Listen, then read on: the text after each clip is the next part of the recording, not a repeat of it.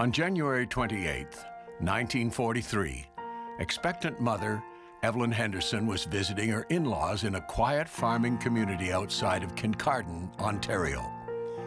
That day, a massive snowstorm blanketed the area. That evening, she went into labor. With her husband recently transferred overseas with the Canadian military, her father-in-law, Will Henderson, hitched up the horses to a sleigh. Roads were closed. My grandfather and grandmother had my mother on the back of a sleigh heading to Kincardine Hospital out on Lake Huron, and I was born before I got to the hospital, so born on skates, I guess. When Paul turned 8, his dad, Garnet, bought him his first pair of skates. It wasn't long before Paul was playing minor hockey. He eventually signed with the Detroit Red Wings, his dad's favorite team, and began his junior career in Hamilton. Around that time, Paul met his lifelong sweetheart, Eleanor. I was working in a grocery store in a little village of Lucknow, Ontario, and she came in one day with a friend of hers, and they were over by the lettuce, and so I made a full court press, went over and tried to impress them. And it didn't take long for Paul to show Eleanor his intentions. Well, I told her very early in our relationship that I was going to marry her. And she said, well, aren't you arrogant? But it probably took her about a year. And I think that well, maybe this guy might be okay after all. In the spring of 1962, a few months before Eleanor and Paul tied the knot, Paul won the Memorial Cup with Hamilton. But with 1 year of junior hockey left, Paul actually considered walking away from his dream of being an NHL player. Being fearful of being poor, I thought, I'm going to quit and I'm going to go get an education. My dad sat me down and I had a conversation with him, and he said, I know you can make it, and I think you know that too. Why don't you finish your junior career and give it a couple of years? If you can't make it in a couple of years, you can still go to school. So I played my last year of junior, really got serious about it, scored 49 goals, and then made the NHL my next year. So, but really thankful. That was great advice from my dad. As the popularity of hockey grew throughout the last century, so has the success of Canada's national teams. Up until the 1960s, Canada completely dominated the world stage, capturing gold at almost every Olympics and winning World Hockey Championships. But during the Cold War, a new contender to hockey supremacy emerged: the Soviet Union.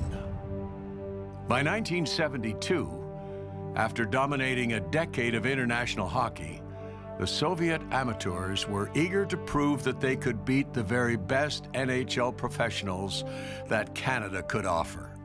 Canada had invented the game. Canada owned the game in Canadians' minds.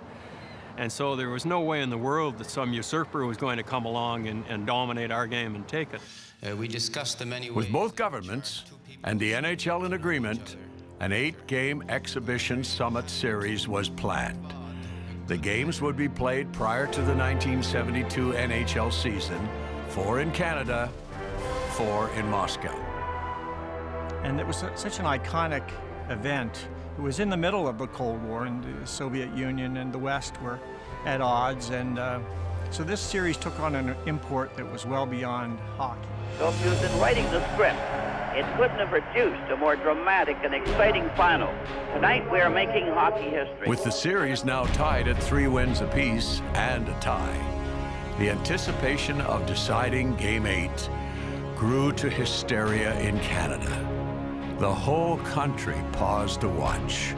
With time ticking down and the game and series tied, Soviet officials claimed victory based on international rules for goal differential.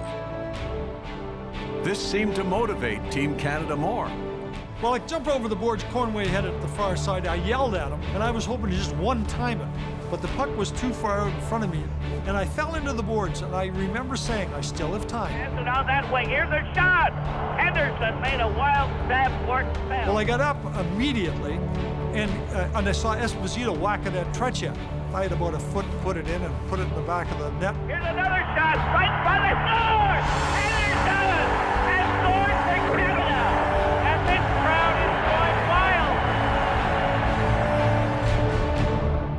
My My dad had died in 1968, and I had never thought of my dad the whole series. Not when I scored the goal in the 7th game, but when the puck went over the line, I said out loud, and I had maybe a nanosecond of melancholy. I said out loud, Dad would have loved this one. You know, maybe that father-son connection is so deep, but I actually said, Dad would have loved this one. And the fans of the team are going wild.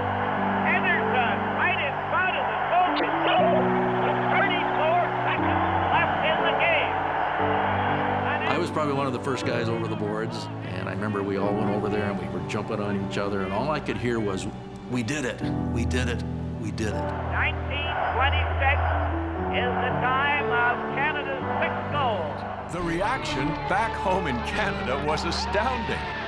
Spontaneous celebrations erupted everywhere across the country. I remember after the game, they interviewed me on television, and I remember saying, I have never felt more proud to be a Canadian in my life.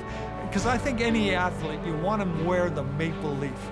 And we want to show the world, especially with hockey, I think, that we are the best. One of the reasons I'm so proud of playing in this series and being a member of Team Canada 72 is that it brought our country together for 28 days in September. And there were no Rocky Mountains, there were no Great Lakes, it was Canada.